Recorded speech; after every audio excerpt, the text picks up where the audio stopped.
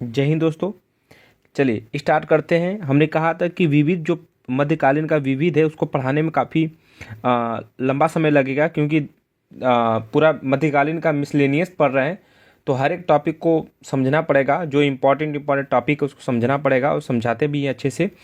देखो, हमने पहला पार्ट कंप्लीट कर दिया था, ये हमारा दूसरा पार्ट है। ठीक है, अब इसके बाद जैसे ये कंप्लीट हो जाएगा, इसके बाद हमारा आधुनिक इतिहास आ जाएगा। चलिए स्टार्ट करते हैं हम लोग। यहाँ तक हम लोगों ने पढ़ लिया था बक्सर का युद्ध, ये सब चीज़ें हम लोगों ने कंप्लीट कर दिया था। अब हम करते हैं कहाँ से, इसके आगे से, यहाँ से 1 नवंबर 1858 को महारानी विक्टोरिया का घोषणा पत्र इलाहाबाद में पढ़कर किसने सुनाया था? तो लॉर्ड कैनिंग ने सुनाया था। देखो, हम पूरा पृष्ठभूमि बता रहे हैं। जैसे आप पॉलिटी में पढ़ेंगे, चाहे इतिहास का जब आखिरी में पढ़ेंगे, तो संवैधानिक विकास आता है। संवैधानिक विकास में 1773 का रेगुलेटिंग एक्ट, 1784 का पिट्स इंडिया एक्ट, फिर इसके बाद चार्टर एक्ट आ जाता है 1813, 1833 ना, 1873 मतलब 1853, फिर इसके बाद 1857 का क्रांति होता है। तो हम उस क्रांति के बारे में थोड़ा सा आपको समझा रहे हैं। 1857 का क्रांति होता है। इससे पहले 1857 क्रांति से पहले ईस्ट इंडिया कंपनी अपना रूल कर रही थी। ठीक है, जो ईस्ट इंडिया कंपनी थी एक, भारत पर रूल करी, तो वो अपना रूल छोप रही थी, मतलब अपना रूल लगा रही थी भारत के लोगों पर। ठीक है, इसके पहले तब ये जैसे क्रांति होता है तो ईस्ट इंडिया कंपनी का रूल हट के किसके हाथ में चला जाता है? तो क्राउन के हाथ में चला जाता है। ठीक है, रानी के हाथ में, क्राउन के हाथ में चला जाता है। अब समझिए, जैसे क्रांति होता है तो महारानी जो विक्टोरिया थी, कौन थी?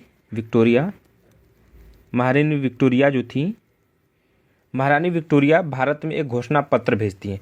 ठीक है, घोषणा पत्र भेजती हैं इलाहाबाद में। इसी घोषणा पत्र को इलाहाबाद में कैनिन जो कैनिन था वो सुनाता है। कब? 1 नवंबर 1958 को ये चीज़ सुनाता है। उसमें कई चीज़ें सुनाता है। जो मुगल सम्राट पद था उसको समाप्त कर दिया जाता है। जो बोर्ड ऑफ कंट्रोलर था, बोर्ड ऑफ डायरेक्टर था, वो उसको भी समाप्त कर दिया जाता है। भारत परिषद का गठन किया जाता है उसमें, जिसमें 15 सदस्य थे। गवर्नर जनरल था, उसे समाप्त करके क्या कर देते? भारत का वायसरा कर दिया जाता है। ठीक है, जो सचिव लोग थे, जो भारतीय परिषद में जो मेंबर थे, जो सचिव होते हैं, आपको पता है कि 1909 का मार्ले मिंटो जो एक्ट होता है, जो मार्ले साहब वो कहते भारत के सचिव थे। जो सचिव लोग थे वो भारत में न बैठते थे, वो कहाँ बैठते थे? इंग्लैंड में रहते थे। जो वायसरा लोग थे वो कहाँ रहते थे? भारत में रहते थे। देखिए, एक मिनट, थोड़ा सा हम समझा रहे हैं आपको, सॉरी। हाँ, क्या था हमने बताया कि महारानी ने घोषणा पत्र भेजती हैं। कब? 1 नवंबर 1958 को नहीं, 1858 को कौन? कैनिन वो घोषणा पत्र को सुनाता है और क्या क्या चीज़ें बताता है। पहला चीज, जो गवर्नर जनरल था, गवर्नर जनरल हटा के किसमें बदल के? वायसराय। तो भारत का प्रथम वायसराय कौन था? तो कैनिन था। ये बहुत इंपॉर्टेंट लाइन है भाई, कैनिन। ये इसलिए इंपॉर्टेंट, इसको अच्छे समझा रहा हूँ क्योंकि ये चीज़ें कई बार आ चुका है। चाहे इसे पॉलिटिक्स रिलेट कीजिए, चाहे हिस्ट्री से रिलेट कीजिए, कई चीज़ें कई बार एग्जाम में पूछ चुका है ये चीज़। तो भारत का प्रथम वायसराय कौन था? कैनिन था। ठीक है, तो जो भारत परिषद का गठन किया जाता है, जिसमें कितने सदस्य? तो 15 सदस्य। और क्या क्या किया हुआ? बोर्ड ऑफ कंट्रोलर और बोर्ड ऑफ डायरेक्टर को क्या कर दिया जाता है? समाप्त कर दिया जाता है। मुगल जो सम्राट पद था उसे भी समाप्त कर दिया था। ठीक है, उसके बाद कोई मुगल था नहीं। आप देखेंगे जब मुगल का काल पढ़ेंगे तो बाबर से लेकर 1858 तक लिखा रहता है कि नहीं, 1847 से 1858 तक लिखा रहता है, क्योंकि इसके बाद मुगल पद ही समाप्त कर दिया जाता है। अब जो सचिव लोग थे वो सचिव रहते कहाँ थे? वायसराय। तो सचिव कौन थे? भारत में रहते थे। और जो वायसराय लोग थे, नहीं, सचिव लोग जो थे वो इंग्लैंड में रहते थे, और जो वायसराय लोग थे वो भारत में रहते थे। चलिए, तो ये चीज़ हो गया। तो 1 नवंबर 1858 को किसने? कैनिन ने महारानी के इलाहाबाद में घोषणा पत्र सुनाती है। रणजीत सिंह ने किस मिसल से संबंधित थे? सुकर चकिया मिसल से वो संबंधित थे। रणजीत सिंह कौन थे? पंजाब के राजा थे। तथा कथित कुशासन के आधार पर किस गवर्नर जनरल ने मैसूर राज्य के प्रशासन को ले लिया था? तो किस गवर्नर जनरल, कौन गवर्नर जनरल था? तो विलियम बेक्टिक था। विलियम बेक्टिक क्या किया था? ये कुशासन के आधार पर मैसूर राज्य को अपने हाथ में ले लिया था। देखते हैं, किसने अपनी राजधानी मुर्शिदाबाद से मुंगेर ट्रांसफ़र किया था? तो मीर कासिम ने किया था। और कहाँ, मुर्शिदाबाद से कहाँ ले गया था? मुंगेर ले गया था। किसकी समाधि के कारण नंदेड़ गुरुद्वारा सिखों द्वारा पवित्र माना जाता है? तो गुरु गोविंद सिंह द्वारा। ये 10वें गुरु थे। बक्सर के युद्ध 1774 के समय दिल्ली का शासक कौन था? शाह आलम द्वितीय था। बक्सर का युद्ध होता है, कौन कौन था? एक बंगाल वाले थे, अवध वाले थे, और कौन कौन था? मुगल वाले थे, मुगल। ठीक है, ये मुगल में कौन बैठा था? शाह आलम द्वितीय बैठा था। अब प्लस दूसरी साइड कौन था? तो ईस्ट इंडिया कंपनी की तरफ से नेतृत्व कौन कर रहा था?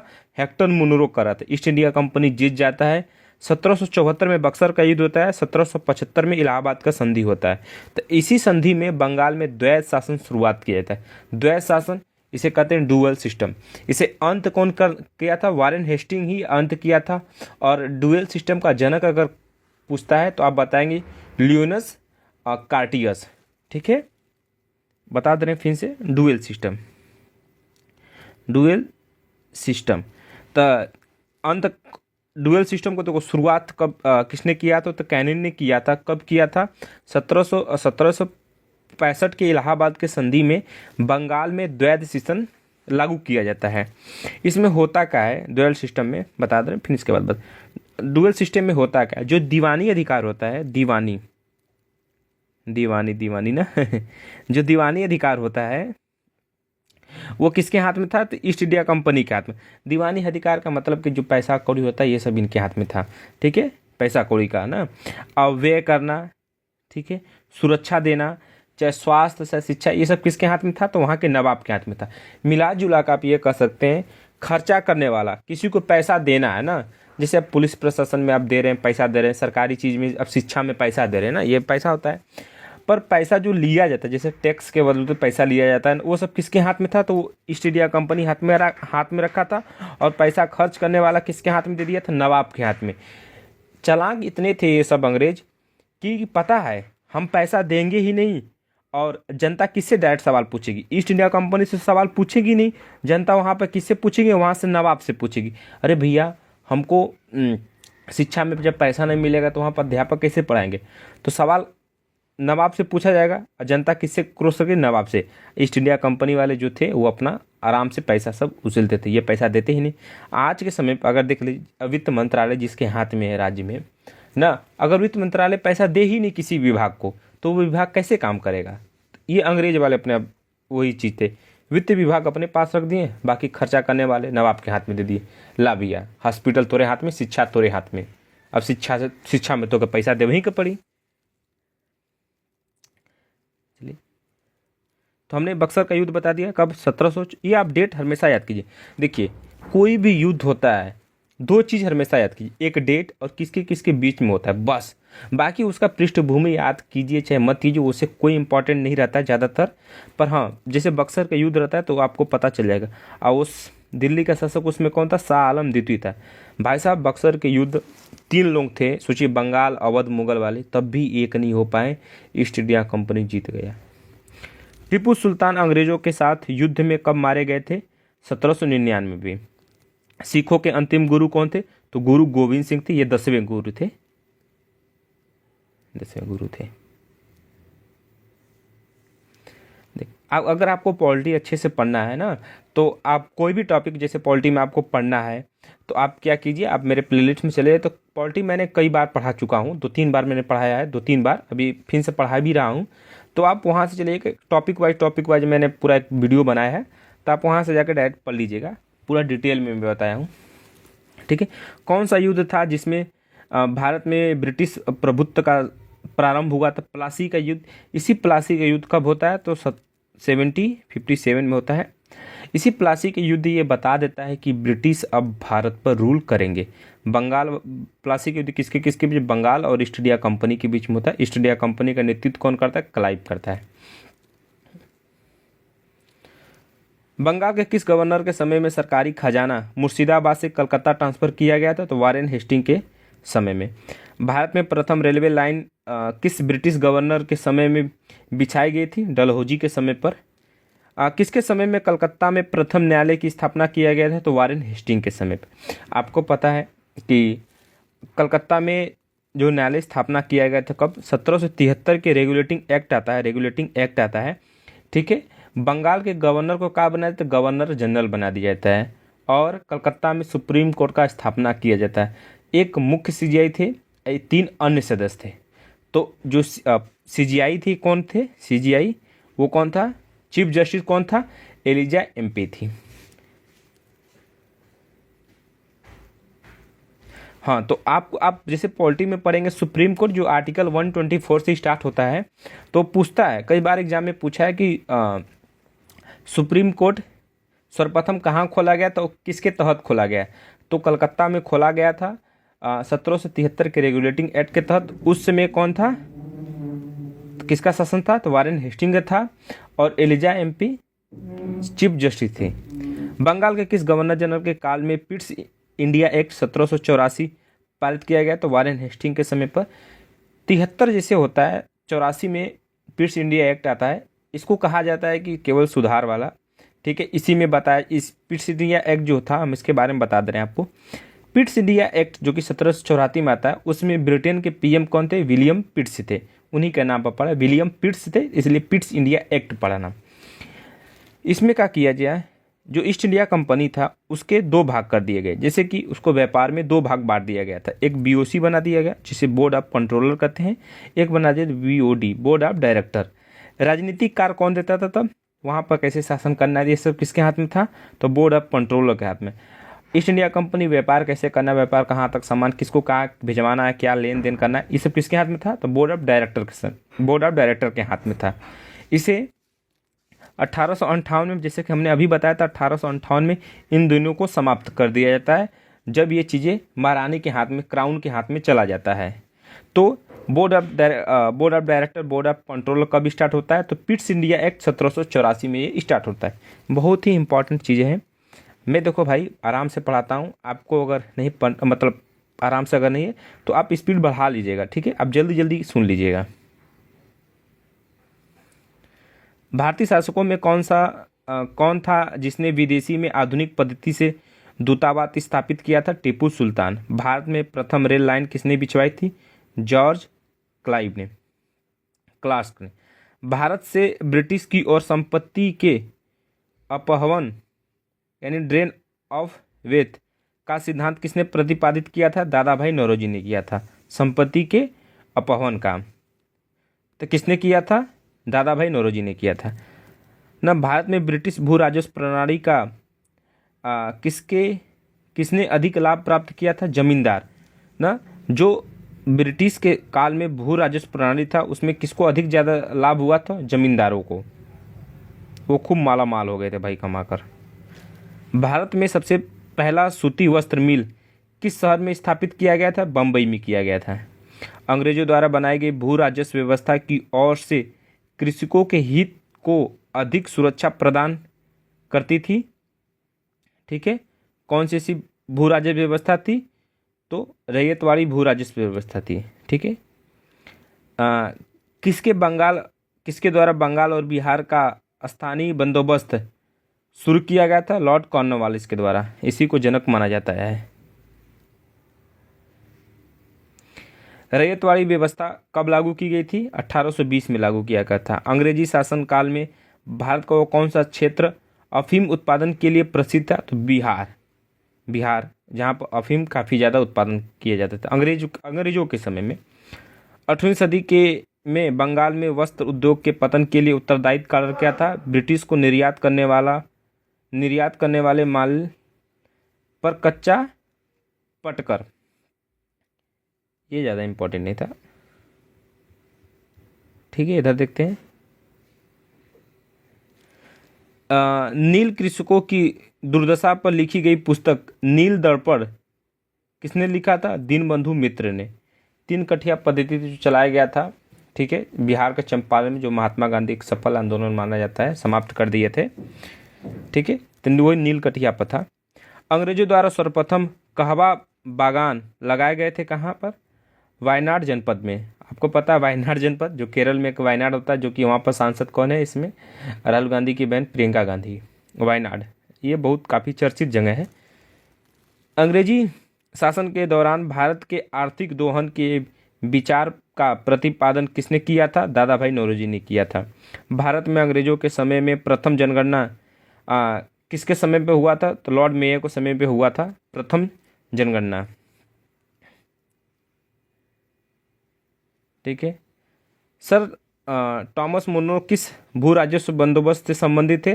तो रैयतवाड़ी बंदोबस्त से संबंधित थे।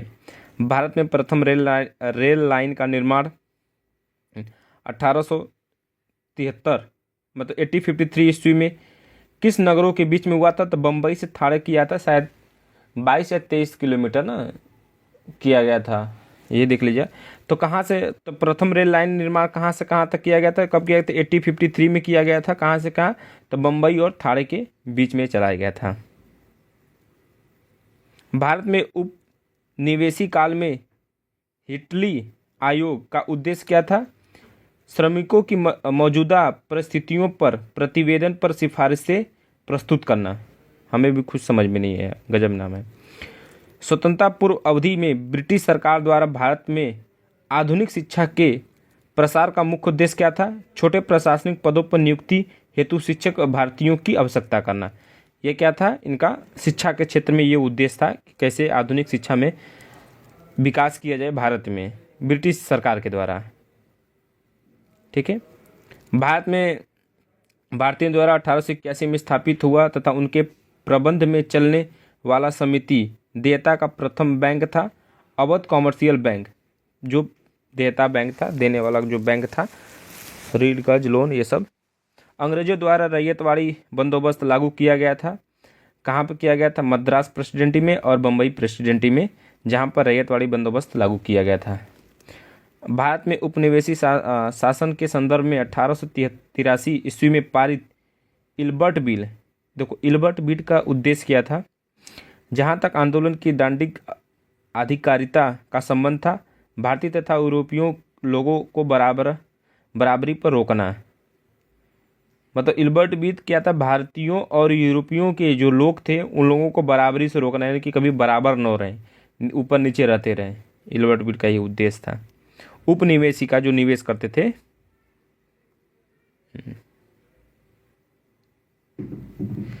ब्रिटिश शासन के दौरान भारत में उद्योगों का कोई स्वतंत्र विकास नहीं हुआ। इसका कारण क्या था? भारी उद्योगों का अभाव।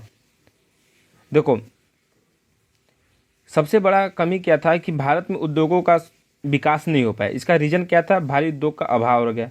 मतलब बिजनेस में ज़्यादा हो नहीं पाए थे, भारत में अपने कर नहीं पाए थे, सब ब्रिटिश वाले ही कर रहे थे, भारतीयों को उठने नहीं देते थे। ब्रिटिश ईस्ट इंडिया कंपनी का व्यापारिक अधिकार अंतिम रूप से किस एक्ट के तहत समाप्त किया गया था? 1833 का चार्टर एक्ट आता है, वहाँ पर ब्रिटिश इंडियन का जो ब्रिटिश ईस्ट इंडिया कंपनी का जो व्यापारिक एकाधिकार था उसे समाप्त कर दिएगा। देखो अब मैं बता रहा हूँ, 1813 में आता है चार्टर एक्ट, उसमें शिक्षा पर 1 लाख रुपया खर्च करने के लिए चीन और चाय को छोड़कर ईस्ट इंडिया कंपनी का व्यापारिक अधिकार को समाप्त कर दिया गया। यानी कि चीन के साथ व्यापार और चाय का व्यापार कौन करेगा? केवल ईस्ट इंडिया कंपनी करेगा। बाकी जितने भी व्यापारी वो कोई भी कर सकता है। ठीक है, मतलब कोई भी कंपनी चाहे कोई भी देश का आ जाए वो अपना कर सकता है। फिर क्या होता है, 1833 का चार्टर एक्ट आता है, ये भी इसको समाप्त कर दिया जाता है। नहीं भैया, अब कोई कंपनी, अब कहीं भी देश का कोई भी कंपनी रहे, अब कहीं भी अपना व्यापार कर सकती है। ठीक है, तो अब देखो पहले क्या था, पहले रूल लगाए थे कि ये सारे व्यापार कौन करेगा? ईस्ट इंडिया कंपनी करेगा। जैसे ही 1833 का चार्टर एक्ट आता है, इसमें सारा व्यापारी के एकाधिकार समाप्त कर दिया जाता है। जब समाप्त हो जाता है तो हर कंपनी, हर देश अपना व्यापार करने लगी थी देते। उसी के समय में देखेंगे तो टाटा कंपनी भी हुआ था भाई 1900 के संदर्भ में, काल में, उसी समय के समय 1833 में विधि आयोग की स्थापना किया, जिसका अध्यक्ष कौन था? मैकाले था। अस्थाई बंदोबस्त 1793 के अंतर्गत जमींदारों से अपेक्षा की गई थी कि वे खेतिहरों को पट्टा जारी करेंगे। अनेक जमींदारों ने पट्टा जारी नहीं किए। इसका कारण था जमींदारों के ऊपर कोई सरकारी नियंत्रण नहीं था। जब आपके ऊपर सरकार का कंट्रोल ही नहीं रहे तो आप तो मनचाहे कुछ भी करोगे। अगर इस समय क्या है कि हम लोग किसी को मार नहीं सकते, हम लोग किसी के साथ भेदभाव नहीं कर सकते, क्या रीज़न है? हमारे ऊपर एक नियम है, ठीक है, हमें भी कंट्रोल किया गया था हमारे भारत के संविधान के तहत। भाई सबको अधिकार दिया गया, आप किसी के साथ ऐसा नहीं कर सकते। जब देश का संविधान ही नहीं रहे, जब कोई देश का नियम ही नहीं रहे, तो हर आदमी एक दूसरे को मारने पीटने लगेगा, कोई डर ही नहीं रहेगा। तो वो जमींदारों का पट्टा जारी न करने का सबसे बड़ा उद्देश्य था कि उनके ऊपर कोई सरकार का नियंत्रण था ही नहीं। आपको पता है अंग्रेजों के समय में सबसे ज़्यादा अगर किसी को प्रॉफिट हुआ तो जमींदारों को हुआ। भारतीय शिक्षा का मैग्ना कार्टा कहा जाता है वुड के घोषणा पत्र को, डिस्पैच 1854। हम कभी कभी ना, सही बता रहे हैं, हिंदी कभी वो पढ़ ही नहीं पाते हैं। अगर अभी भी 54, 55, 56 ये सब कभी हम फंस जाते हैं ज़्यादातर। तो किसने 1911 में प्राथमिक शिक्षा को निःशुल्क एवं अनिवार्य बनाने वाला विधेयक एम्पीरियल लेजिस्लेटिव काउंसिल में प्रस्तुत किया, जिसे प्राथमिक शिक्षा का मैग्ना कार्टा कहा जाता था? किसने? तो गोपाल कृष्ण गोखले ने। भारत में आधुनिक शिक्षा का जन्मदाता किसे कहा जाता है? चार्ल्स ग्रांट को कहा जाता है। तो भारत में आधुनिक शिक्षा का जन्मदाता चार्ल्स को कहा जाता है। इंपॉर्टेंट है भाई। हिंदू कॉलेज कलकत्ता कहाँ है? कलकत्ता में है। 1817 में किसने स्थापित किया था? डेविस हेयर ने किया था। तो हिंदू कॉलेज पूछेगा तो कहाँ है, तो आप बता दीजिए कहाँ। कलकत्ता में है। 1817 में अंग्रेजों के द्वारा स्थापित किया गया था। अंग्रेजों में कौन सा? हेडर था। पहली आधुनिक पटसन मिल स्थापित की गई थी कहाँ पर? बंगाल में। पहले आधुनिक लोहा इस्पात उद्योग की स्थापना किया गया था, जो लोहा फैक्ट्री था, कहाँ पर खोला गया था? तो बिहार के वर्तमान झारखंड में खोला गया था। पहले तो बिहार झारखंड ये सब बंगाल एक ही में से। पहले बंगाल से अलग हुआ झारखंड, सॉरी बंगाल से अलग हुआ कौन? बंगाल से अलग हुआ बिहार, बिहार से अलग हुआ झारखंड। कब? सन 2000 में। बिहार से बंगाल कब हुआ था? 1911 में हुआ था। ठीक है, जब दिल्ली दरबार लगा तो उसी समय ये सब हुआ था। भारत में विकेंद्रीकरण का शुभारंभ किसके समय में हुआ था? तो लॉर्ड मेयो के समय में। रेल विभाग के लिए पृथक रूप से रेलवे बजट का प्रारंभ हुआ था 1925 में। ब्रिटिश नागरिकों को सर्वप्रथम किस वर्ष भारत में भूमि खरीदने एवं बसने की अनुमति मिली थी? 1833 में। देखो, ब्रिटिश नागरिकों को सर्वप्रथम किस वर्ष में भारत में, अब देखो 1833 में क्या हो गया समझो। 1833 का आता, इस समय कौन आता? चार्टर एक्ट आता है। इसी समय जो ईस्ट इंडिया कंपनी का व्यापारिक एकाधिकार था उसे समाप्त कर दिया जाता है। और इसी समय ब्रिटिश जो थे अपना भारत में भूमि खरीदने रहने का अनुमति उन लोगों को मिल गया था। दादा भाई नौरोजी ने अंग्रेजों द्वारा किए गए किस कार्य को अनिष्ट की संज्ञा दी थी? धन के निकास।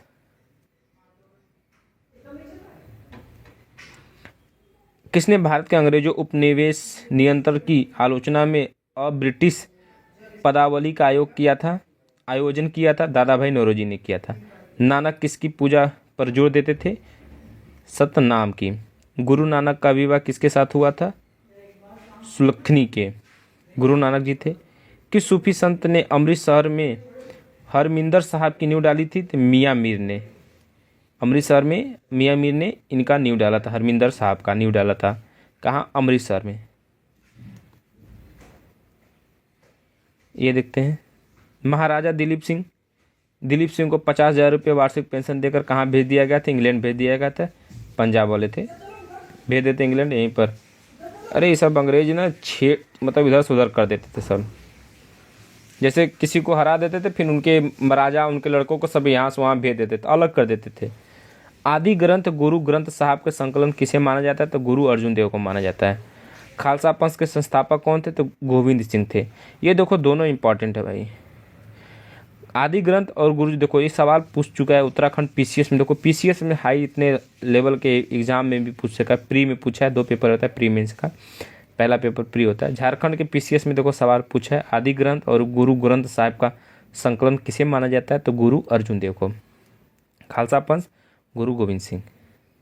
ये कंप्लीट हो गया हमारा मध्यकालीन, करें ये हमारा मध्यकालीन इतिहास कंप्लीट हो गया। मध्यकालीन, ठीक है, मध्यकालीन इतिहास कंप्लीट हो गया। अब हमारा आता है आधुनिक भारत।